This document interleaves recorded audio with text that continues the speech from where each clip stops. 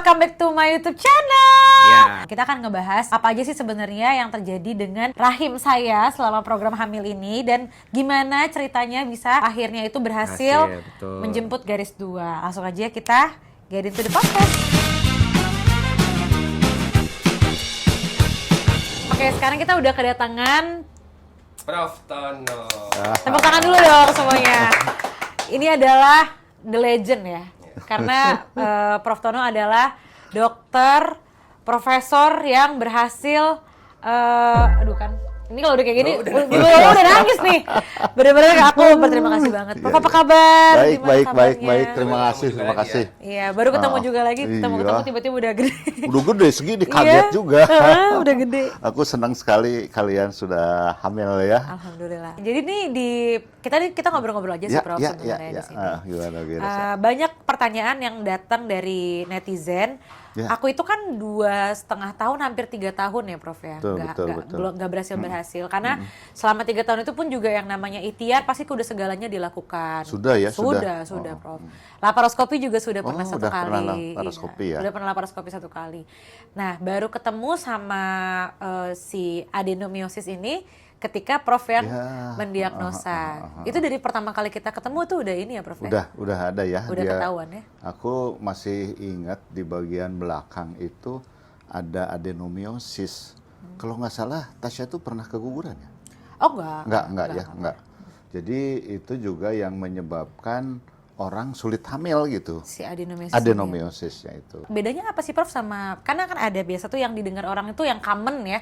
Itu kan endometriosis kan. Mamaku endometriosis. Oh. Mamaku endometriosis. Iya. Sampai bertahun-tahun juga waktu itu dari yang aku ke adikku. Oh gitu. Jaraknya 7 tahun. Pendarahan sering gitu kan. Itu sama Prof? Beda.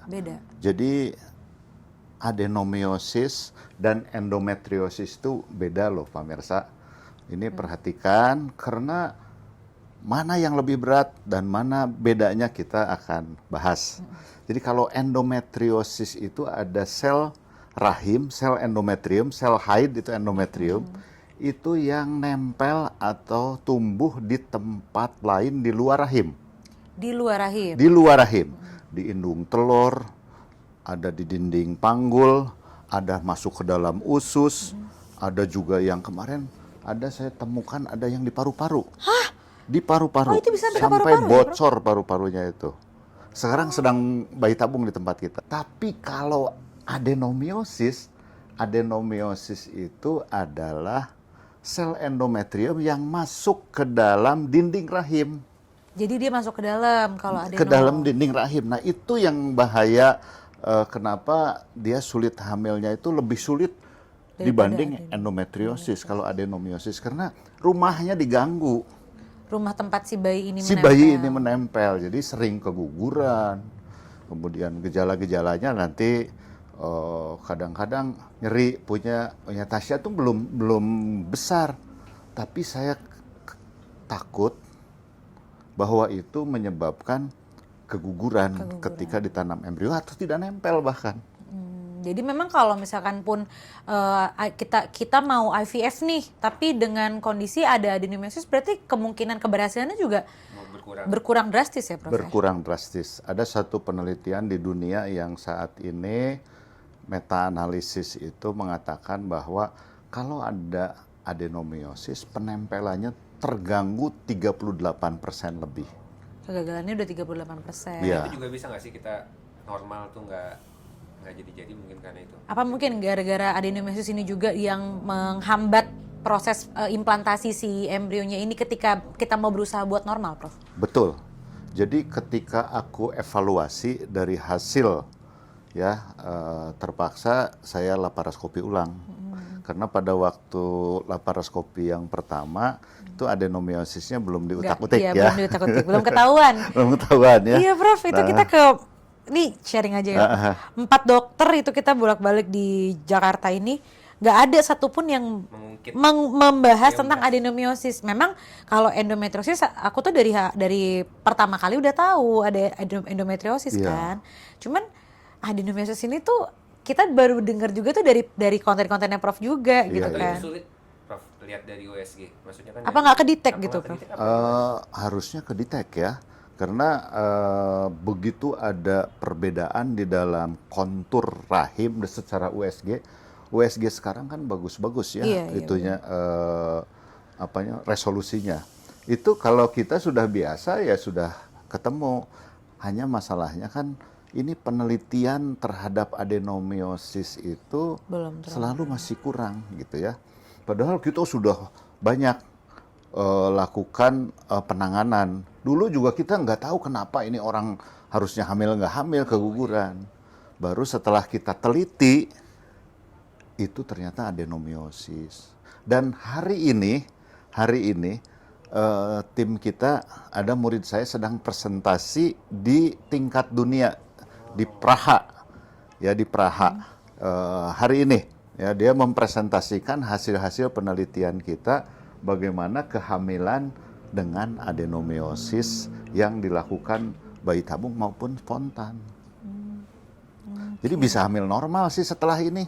Setelah ini jadi nggak harus IVF gitu ya, Prof? Iya, saya punya keyakinan Tasya setelah ini lahir akan hamil normal. Walaupun embrionya masih banyak ya. Kita masih ada 4 embrio lagi. 4 ya. Nah, terus kalau untuk endometriosis dan adenomiosis ini kan sebenarnya dia hal yang berbeda, tapi sebenarnya serupa gitu ya, Iya, Prof iya, iya. Itu ada nggak sih gaya hidup tuh bisa diperbaiki? Apa mungkin misalkan kayak kalau kayak PCOS itu kan hormonal imbalance nih, kita harus olahraga Iya, dan segala iya, macam. iya. Adenomiosis itu bisa nggak maksudnya adenomiosis dan endometriosis ini tuh bisa nggak kita preventing dengan gaya hidup juga? Sangat bisa. Oh bisa ya, Prof? Jadi bisa. Jadi gini, aku kan selalu mempelajari Bu Tasya itu ibunya ada endometriosis. Terus saya lupa ada turunan diabetes nggak? Bapak. Ada turunan diabetes. Itu adalah faktor risiko. Faktor risiko. Artinya nanti kalau ini hamil anaknya perempuan, kita harus hati-hati juga. Oke. Bahwa itu ada gen yang dibawa polimorfisme oleh Si anak ini yang bisa muncul kalau pola hidupnya tuh tidak nggak baik Oke. gitu. Jadi memang lebih ke mencegah gitu ya, Prof? Mencegah. Nah, yang kalau boleh dibahas nih ya, Bu Tasya itu ada PCOS. Telurnya tuh banyak banget. Tapi kecil-kecil. Nah, akibatnya apa? Akibatnya terjadi itu tadi hormonal imbalance ya. Bu Tasya kadang-kadang telat haid sedikit. Nah, ya. Nah, dari hormonal imbalance ini kemudian dia hiperestrogen dan itulah yang paling gampang memicu endometriosis dan adenomiosis. Oke, jadi berarti memang si gaya hidupnya itu untuk mengurangi munculnya si endo dan si adenomiosis ini ya. Tapi kalau misalkan sudah terdiagnosa nih endometriosis dan adenomiosis, bisa nggak nih kayak udah adenomiosis nih gue harus olahraga deh supaya sembuh gitu? Persis. Ya, ada satu orang yang cukup dikenal juga nih, ada satu dokter, saya sudah minta izin disebut juga, karena mau lahir nih, Dokter Lady dari Darmais, dia sudah di bayi tabung 2 kali gagal. 2 kali gagal. Ini adenomiosis, Mas. Adenomiosis. Kemudian dia mau bayi tabung datang ke kita. Saya nggak akan lakukan bayi tabung karena adenomiosisnya pasti mempengaruhi. Nah, kita operasi, kita angkat adenomiosisnya, mau bayi tabung, tiba-tiba hamil. Normal. Sekarang ya mau lahiran sebentar lagi. Kalau saya lihat di konten-kontennya gitu ya. Jadi berarti kalau kita adenomiosis itu kan sekarang udah bisa dioperasi ya, Prof ya? Kayak apa sih sebutannya kemarin itu rekonstruksi ya namanya, namanya Prof ya, rekonstruksi adenomiosis ini. Itu di taraf sejauh apa, Prof? Ketika maksudnya dari sisi kedokteran sendiri ngelihat ini pasiennya udah harus dioperasi nih. Betul gitu. tidak ya. Itu gimana parameternya? Jadi memang ada beberapa pendapat. Orang di beberapa bagian kebanyakan sekarang kebalikan dengan kita. Kalau kita operasi dulu. Nah dari situ angka kehamilan cukup banyak ya. Nanti lihat saja di publish di jurnal, sudah kita publish ya. Nah ketika tidak dilakukan operasi, angka kehamilannya itu rendah banget. Angka keberhasilannya rendah. Rendah Ya? banget angka-angka kita. Oleh karena itu kita lakukan operasi selama dia mengganggu. Kenapa? Begitu ada adenomiosis, kekentalan darah meningkat. D-dimer tinggi. D-dimernya tinggi kan, punya Tasya juga gitu 1.800. kan. 1.800 kan. Normalnya berapa? Pak? Di bawah 500. Oh, tinggi banget ya. Di bawah kekentalan tinggi. Oleh karena itu saya waktu itu menganjurkan suntik itu sebelum bayi tabung juga suruh olahraga kan. Iya. Sampai sekarang masih suntik pengencer darah. Masih suntik pengencer darah. Sebenarnya Itu yang Prof paling bilang, aman sih. Prof bilang nggak apa-apa kok udah nggak, cuman kayaknya lanjut aja deh. Lanjut aja deh nggak apa-apa. Tapi Oke. Harinya kita kurangi jadi sekarang 3 hari sekali. 3 hari sekali nggak apa-apa. Jadi ada cerita 2 orang seperti ini. Dari Cirebon, kemudian dia azoospermi, usianya sudah advance, susah ngambil sperma, istrinya adenomiosis. Terus kita kawinkan, hamil. Nah begitu 20 minggu, dia kata dokternya di sana di stop aja. Nah begitu di stop, 2 minggu kemudian bayinya meninggal. Dia datang Padahal lagi. itu udah 20 minggu ya, Udah Prof, 20 minggu datang ke saya, mau lagi gimana, spermanya nggak ada. Untuk nyari spermanya aja, satu karena dia azoospermi, kita nggak berani melanjutkan lagi karena dia umurnya juga udah 41 mau ke 42. Itu kemungkinan itu juga berhasil ya di luar ekspektasi kita gitu. Sayang sekali ya udah 20 minggu. Sayang gitu. Ada 2 kasus yang seperti itu. Oke, memang tapi berarti tadi kalau untuk melakukan operasi memang karena sebaiknya memang dioperasi dulu baru program keberlanjutannya dilanjutkan gitu ya, Prof ya. Jadi kalau misalnya seperti Bu Tasya itu kan masih kecil, saya lihat hasil laboratoriumnya 1,5 1,5 ya. 1,5 cm. Nah itu bisa saja kita pakai obat. Makanya kita pilih yang long protokol karena harus neken. Oh iya. Neken si apa namanya? Hormonnya. Si hormonnya itu. Jadi supaya tidak ditolak gitu ya. Nah, bisa saja. Nah, ini yang penelitian ini masih di dunia masih jarang. Oleh karena itu, dulu waktu saya memberikan pengencer darah itu, saya malah kadang-kadang apa indikasinya di Indonesia ini kita diperdebatkan juga teman-teman saya, kolega juga, mana bukti-buktinya? Belum ada waktu itu. Kira-kira 5 tahun yang lalu belum ada. Tiba-tiba datang publish dari China bahwa membuktikan bahwa adenomiosis itu memang ada kekentalan darah. Padahal kita sudah membuktikan itu gitu kan. Nah, hanya orang kalau di dunia ilmiah tuh kalau tidak dipublish ya bukan suatu pendapat. Makanya kita selalu penelitian digabungkan kemudian dilakukan publish atau secara ilmiah dibuktikan gitu. Jadi Memang harus ada bukti tertulisnya lah istilahnya ya, Prof ya, betul, untuk betul. menambah kepercayaan dari semua orang. Oke, sekarang kita masuk ke pertanyaan tentang hormonal imbalance dan kelainan genetis. Ya. Kan Tasya itu selain adenomiosis, endometriosis, ini kayak penyakit diborong semua ya, Prof, sama Tasya ya. Ada lagi Lin PCOS. PCOS itu kan ada biasa kan PCOS itu identiknya tuh dengan gemuk gitu ya, Prof. Kok bisa nih badannya kurus, tapi bisa PCOS juga ya, Prof? Iya, ini yang kadang-kadang kita juga sulit gitu ya. Penanganannya, pengobatannya itu kalau Lin PCOS itu lebih refrakter atau lebih sulit. Nah, salah satunya adalah karena dia kalau yang gemuk itu PCOS suruh olahraga suruh itu hamil aja tiba-tiba, atau dia nggak sengaja traveling capek kemudian hamil.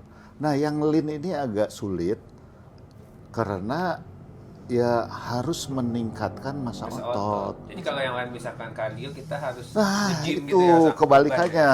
Jadi massa otot ini kembali ke PCOS itu dasarnya kebanyakan dia mempunyai turunan diabetes tipe 2. Nah, diabetes tipe 2, otot itu adalah reservoir untuk menyimpan insulin.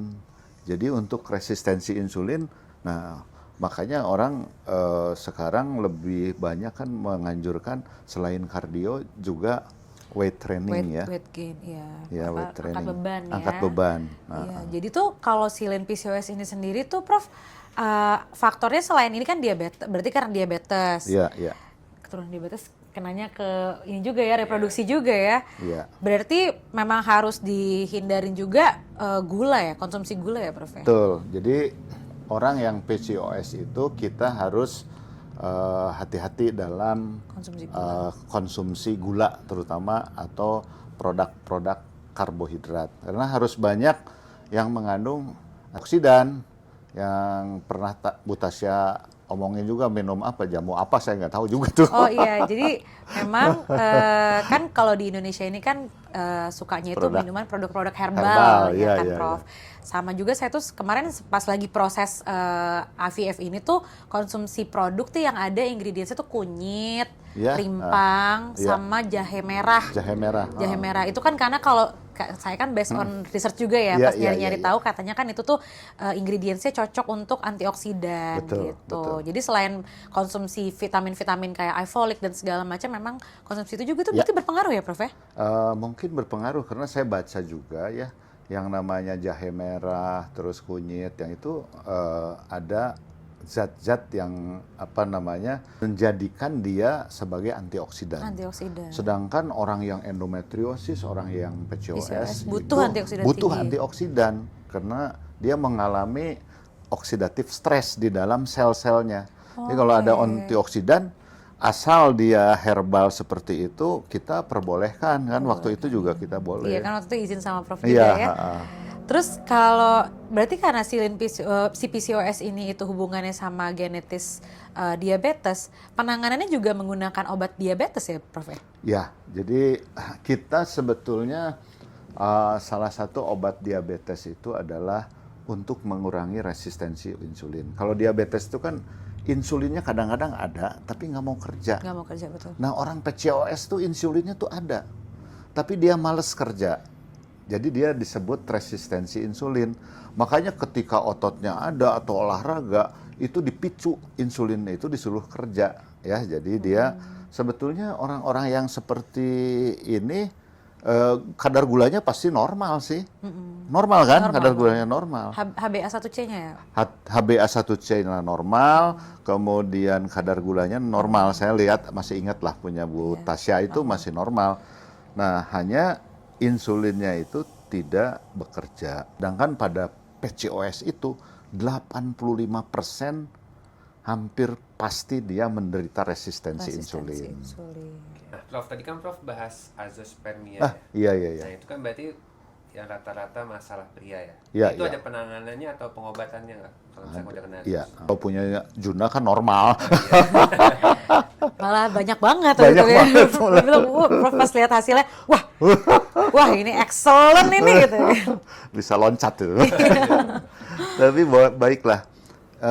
Akhir-akhir ini memang azoospermi di kita banyak. Dan hampir tiap minggu itu ada 3 atau 4 orang yang datang dengan azoospermi. Nah, azoospermi bisa diobati atau tidak? Nah, ini kan. Kalau sudah azoospermi, hampir pasti tidak bisa normal. Walaupun itu ada sumbatan atau obstruksi, dioperasi juga tidak akan bisa hamil normal. Nah, obatinya bagaimana? Diberikan obat-obatan, itu orang urologi sama andrologi ya. Tapi buat kita adalah justru diambil tindakan ya? Ya, tindakan diambil dari salurannya. Cuman ada 2. Azoospermi itu ada yang obstruktif, jadi sumbat di salurannya, pabriknya bagus. Oh, berarti di dalam banyak gitu ya? Ya, ada juga azoospermi yang gagal pabriknya memproduksi sperma. Kalau FSH-nya di atas 10, hampir pasti itu pabrik gagal.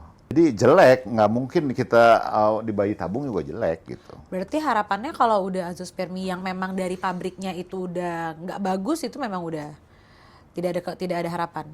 Tidak ada harapan. Walaupun di treatment gitu nggak bisa. Ya, kami ada data. Jadi yang FSH-nya 10 Apa kebetulan cuma ada satu yang FSH-nya 12 bisa hamil? Apakah salah pengukurannya atau tidak? Tetapi setelah itu memang betul dia gagal pabrik. Ketemu spermanya cuma dari satu lapang pandang cuma satu gitu. Kan seharusnya berapa, bisa sejuta gitu kan. Iya. Ini cuma 1 biji dan gerakannya kurang. Yaitu walahu alam juga setelah dikawinkan bisa hamil. Cuman 1 yang saya berhasil itu. Memang kalau misalkan udah permasalahannya di azoospermia yang pabriknya yang bermasalah ini semakin kecil harapannya ya Prof Iya, ya. iya. Oke. Iya, masalahnya gini. Sekarang ini banyak juga para ini artis datang atau juga yang mau di kemoterapi perempuan, belum punya anak. Kita sudah bisa melayani dengan banking. Seperti punya ini boleh karena sudah public domain ya Luna Maya ya. Contohnya kan di media-media itu aku ngelihat ada ya. Nah, ini bisa disimpan sel telur itu. Sperma juga bisa disimpan? Bisa. Jadi sperm banyak banking, sekali sekarang yang sperma ini bapak-bapak yang terutama tentara ya, yang dinasnya itu nggak tahu. Tiba-tiba dikirim ke Papua, tiba-tiba ke PBB, kemudian, nah dia disimpan dulu. Dulu saya iseng juga, sperma saya juga pernah disimpan. Sampai sekarang masih ada. Dan itu banking bisa bertahun-tahun, bisa 10 tahun, 15 tahun juga bisa gitu ya. Berarti kalau misalkan tadi kita udah bahas azoospermia dan mungkin kalau kelainan-kelainan sperma lainnya kita bisa bahas nanti ya lebih detail lagi. Tapi kalau dari riwayat keadaan ke penyakit di Tasya tuh ya Prof ya, sebenarnya tuh masih mungkin nggak sih kalau kemarin tuh hamil alami gitu? Bisa. Kalau kita mau nunggu sabar dikit gitu ya maksudnya kan? Mungkin after laparoskopi gitu. Bisa. Itu masih bisa hamil alami Bisa. ya Prof? Tasya itu salurannya baik. Sel telurnya sudah di drilling. Ya, sudah di drilling. Sudah ini.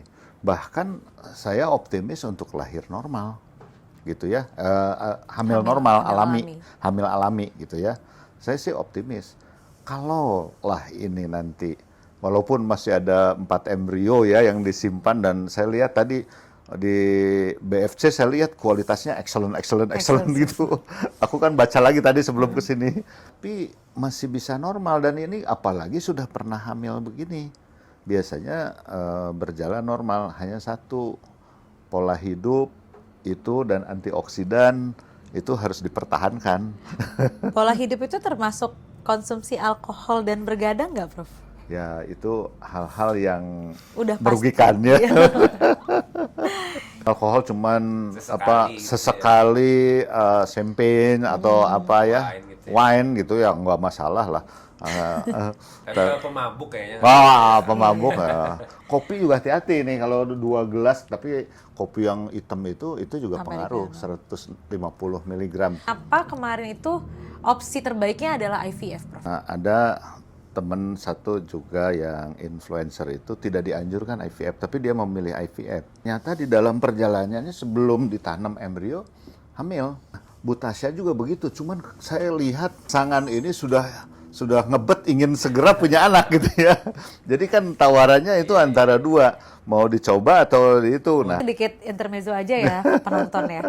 Kita itu after laparoskopi sama Prof Tono dan tim ya, karena kita kemarin sama Dr. Nogi juga ya Prof ya. Iya, itu tuh Prof Tono sempat bilang gini, kamu nggak mau nunggu aja. Ini saya yakin loh. Saya yakin ini optimis kamu nih hamil alami loh gitu kan. Cuman kita berdua kayak lihat-lihatan terus, enggak Prof, kita transfer aja. Transfer Kita ada embryo. traumanya nunggu. Iya, kita ada traumanya. Jadi memang balik lagi Prof ini curhat ya. Iya. Bahwa kita tuh kan udah ya istilahnya kita bolak-balik ke dokter ini segala macam. Semua dokter tuh semuanya bagus, nggak ada yang nggak bagus. Cuman memang kan jodoh-jodohan ya Prof ya. Betul. Kalau kayak gitu. Jadinya kita tuh ada rasa traumatisnya juga gitu waktu itu. Karena waktu itu kan pas yang sebelum sama Prof itu kita sempat induksi ovulasi ya, Iya, pakai iya. obat Letrozole ya. letrozole, iya. Tapi malah jadinya tuh ada kista fungsional Kista kalau nggak salah. ya, Jadinya betul, malah betul. ada sel telur yang membesar tapi nggak berhasil pecah.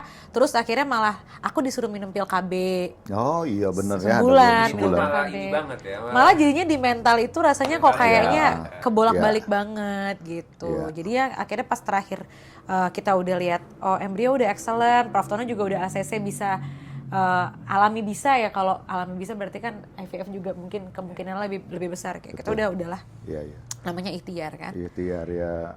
Memang kalau bayi tabung itu kan banyak pengaruh mental, terus stres dan lain sebagainya. Oleh karena itu saya nih praktisi bayi tabung. Sudah main bayi tabung tuh hampir 25 tahun. 25 tahun. Tapi sebetulnya saya nggak begitu suka kalau orang masuk bayi tabung, kalau masih bisa gitu ya. Kalau masih bisa. Saya lebih seneng orang alami, makanya kita kalau lihat di Instagram banyak, oh saya hamil alami, padahal dia udah mau masuk bayi tabung. Iya. Coba dulu gitu ya.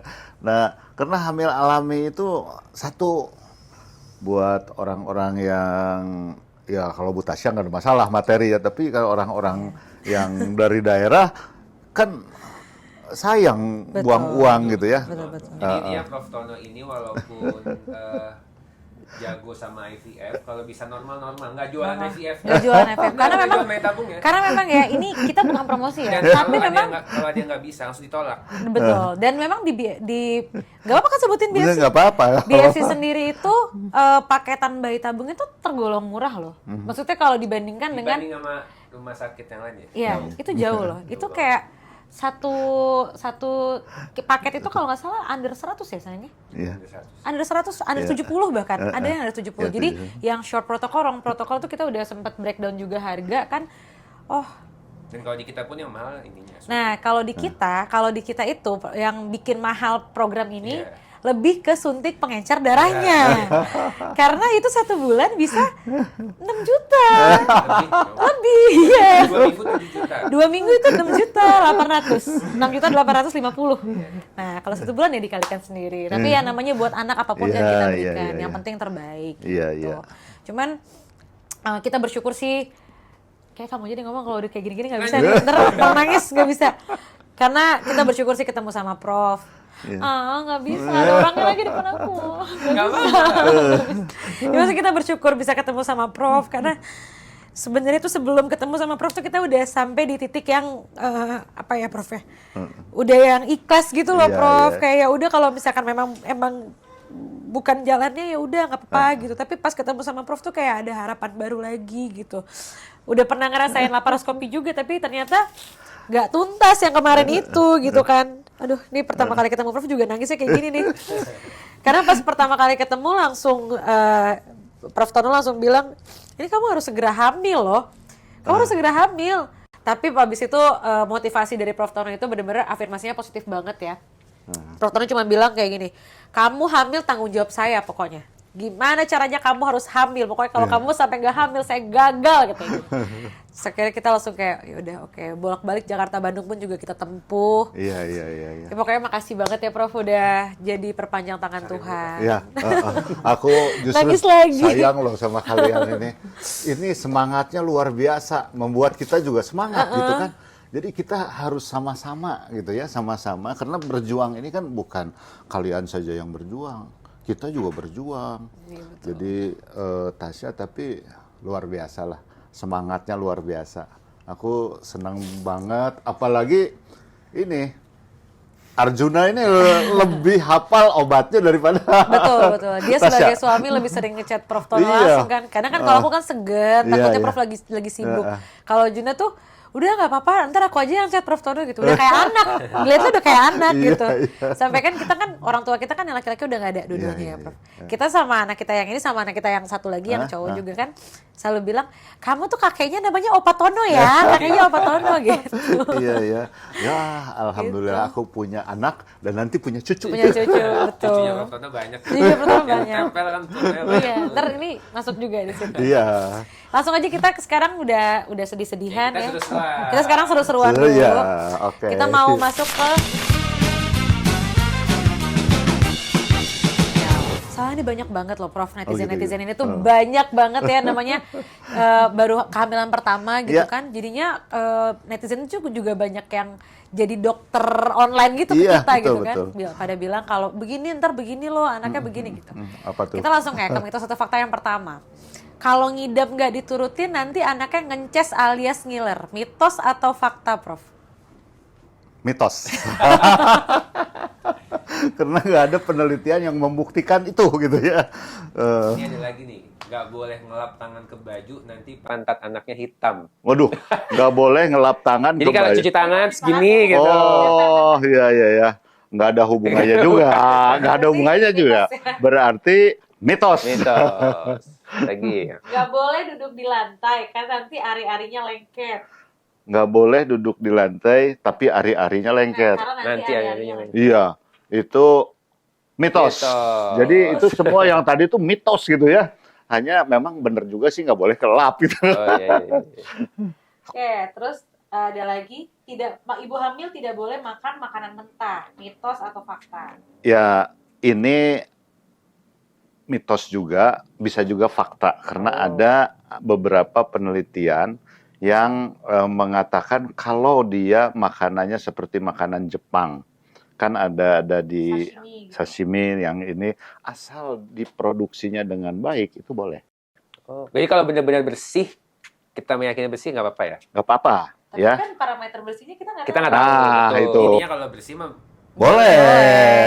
Ya. Jadi karena kan sebenarnya kalau nggak salah tuh aku baca-baca juga makanan mentah itu kan dia ada bisa saja mengandung virus toksoplasmosis ya Prof ya, toksoplasmosis, listeria gitu kan, Betul, itu yang betul, dihindarin sama ibu hamil gitu. Iya. Berarti kalau misalkan daging nggak well-done banget nggak apa-apa Prof? Nggak apa-apa, asal ya itu tadi proses dan misalnya kita makannya emang dagingnya yang F5 yang wagyu. Wagyu itu kan Ya, nggak mungkin. biasanya sih nggak apa-apa ya kalau tidak terlalu matang juga nggak enak gitu. Itu dia Prof.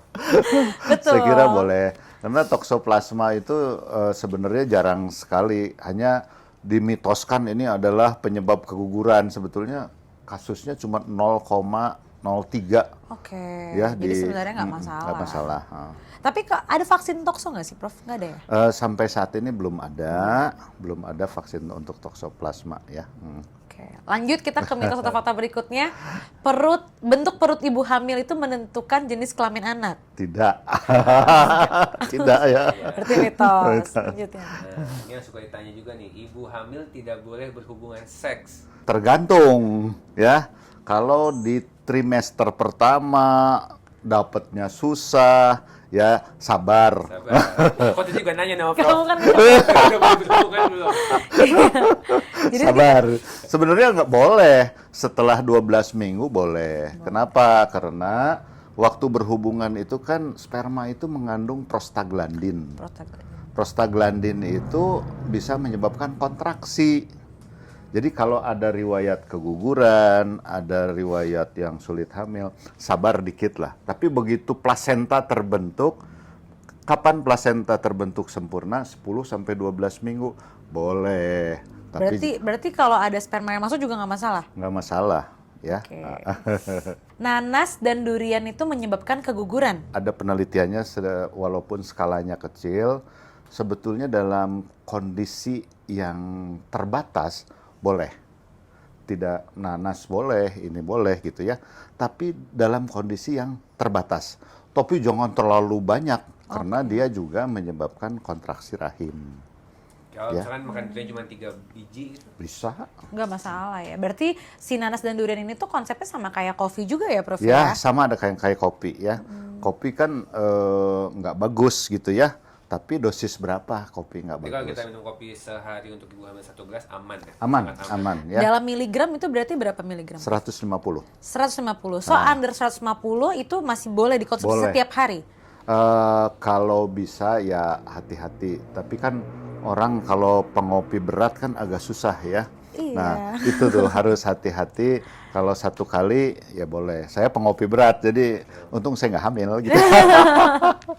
Berarti kalau misalkan di bawah 150 gram untuk ibu hamil, khususnya mungkin trimester 2 kali ya. Iya. Karena kan kalau trimester 1 juga susah minum kopi Iya, kan. iya. Di atas trimester 2 mungkin di bawah 150 mg Iya. per hari Boleh. Boleh. 150 mg apa 150 gram sih? Miligram. Miligram. ya? Itu kalau dihitung di gelas, itu 2 gelas.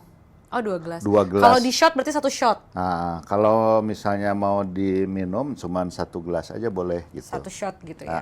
Oke. ya. Berarti kalau kopi susu gitu nggak masalah Nggak ya. masalah. Ya. Oke. Yang terakhir sayang. Oke. Ibu hamil tidak boleh tidur terlentang. Nah, ibu hamil tidak boleh tidur terlentang, terutama kalau sudah besar. Oh, oke. Kenapa? Karena dia akan menekan pembuluh darah. Sebaiknya miring ke kiri. Tapi kalau ibu hamil masih di bawah trimester pertama atau trimester kedua masih awal, boleh, nggak ada pengaruh. Tapi ketika sudah besar, satu juga dia tidak nyaman, dan yang kedua juga lebih baik miring ke sebelah Ke sebelah kiri, ya, karena tidak menekan pembuluh darah yang ke rahim. Tapi kalau misalkan dalam keadaan tidur itu kadang-kadang kan nggak sadar, Prof. Itu gimana? Apakah ada kerasa kalau misalkan nggak nyaman gitu gara-gara si telentang ini? Atau ada dampaknya takutnya Ya. apa? Telentang nih pas bangun, aduh tadi aku tidur telentang gimana Betul. ya? Iya. Nggak ada. Jadi dia, janin itu akan beradaptasi. Kalau dia ada sesuatu, makanya hati-hati. Perhatikan gerakan janin selama kehamilan. Ya, jadi kehamilan itu tiap jam itu janin harus bergerak. Kalau nggak bergerak, bangunkan. Kalau dibangunkan susah, kasih musik. Oke. Ya, kalau nggak kasih musik, kasih makan. Makanya nanti Bu Tasya ini bulan depan akan diperiksa di dokter sini, rekam kesehatan jantungnya Oke, iya. janin. Jadi ingetin ke dokternya ya, kesejahteraan janinnya akan diperiksa. Jadi ada 2 alat dipasang di sini untuk melihat kontraksi dan melihat denyut jantung. Nanti dari situ kita bisa baca, namanya non-stress test ya, dengan kardiotokografi. Begitu ininya bagus ya kita udah tenang. Oke. Ya. Itu di minggu keberapa, Prof? Biasanya minggu ke 30. 30. Itu sama kayak fetometernol kedua, bukan? Ya, ya. Oke. Jadi nanti dipasang namanya kardiotokografi, pasang di sini kemudian untuk melihat kontraksi. Nah, biasanya dilakukan setelah makan, bagusnya 1 jam makan dulu supaya si bayinya tuh gerak gitu. Aktif, ya. Nah, Makan manis nggak bener nggak sih Prof? Ada yang bilang boleh, makan manis. boleh. Begitu gerak, Bu Tasya dikasih ini kayak bel gitu ya. Kalau gerak pencet, kalau gerak pencet.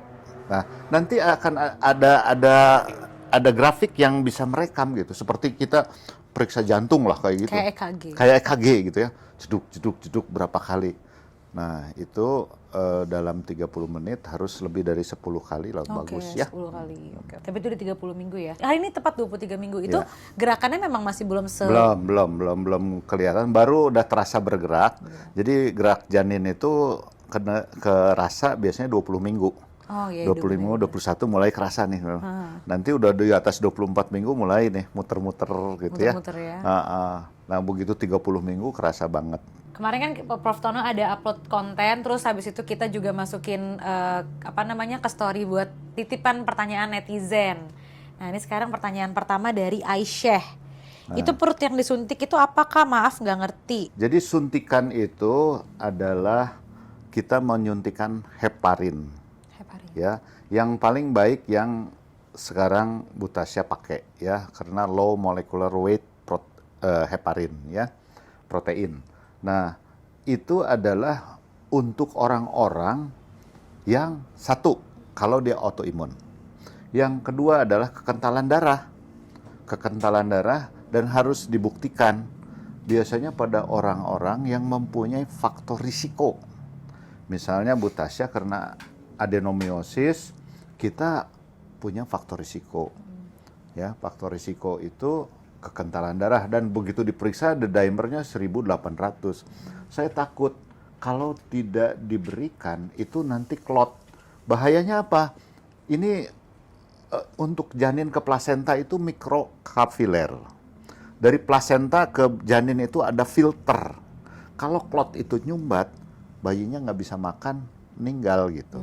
Itu yang kita berikan. Suntikan itu, dan biasanya anaknya kita lihat lebih aktif dan lebih baik pertumbuhannya karena memang nutrisinya dibuka banget gitu. Iya betul. Ini sekarang dia 23 minggu beratnya sudah 600 gram. Lebih tinggi sedikit. Iya. Jadi kalau dilihat kurvanya itu dia di atas. Di atas. Di atas. Di atas. 22, itu malah pas kita masih 22 minggu, Prof. Iya, USG 22 minggu dicek sampai dokter yang di sini bilang, Iya, iya. wah ini gede Bu ini, karena di akunya aku nggak kelihatan gemuk. Iya.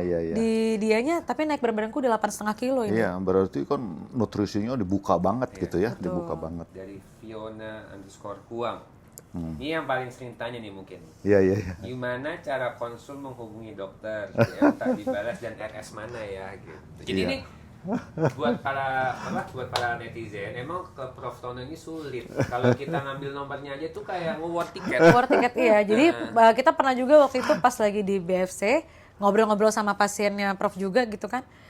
Susah ya Mbak dapat jamnya Prof Tono? Iya, kita bilang gitu. Soalnya nih kita tadi jam 5 udah standby megang handphone, jam 5:01 Prof. Iya. Udah nggak bisa lagi. Buat kalau kalian mau konsultasi sama Prof Tono yang pasti harus standby handphone karena semuanya itu kan by system ya. Sistem. Harus by system. Jadinya kalau misalkan memang setiap hari ini kalau bisa setiap hari mantengin terus gitu kan. Itu yang pertama, standby handphone. Terus yang kedua, kalau DM Prof Tono ini tuh banyak banget yang nge-DM, jadinya belum tentu bisa Dan ke. Prof Tono nggak ada admin ya Prof? Iya, nggak ada. Sendiri semua, kan?